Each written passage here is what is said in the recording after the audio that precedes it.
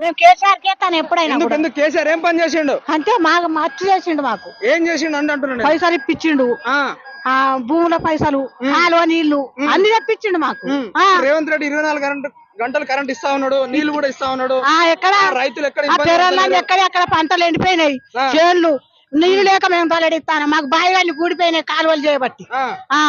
ఏం చేయాలి మేము? చీకటి రోజులు వస్తాయని అనుకున్నారా మీరు?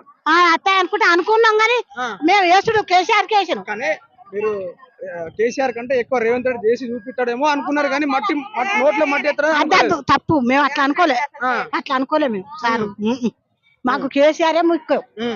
ఇప్పుడు 2000 ఉన్నదాన్ని 4000 చేస్తా అని చెప్పిండు. వచ్చింది అమ్మ నీకు? అది 2000 ఉన్నదాన్ని 4000 చేస్తా అని చెప్పిండు కదా. రాలే, పెన్షన్ రాలేదు. 2000 ఇస్తాను. రైతు బంధు వచ్చిందా నీకు? వచ్చింది, రైతు బంధు వచ్చింది. ఓకే. సో మొత్తానికి ఎట్లా అనిపిస్తుందమ్మా మాకు కేసీఆర్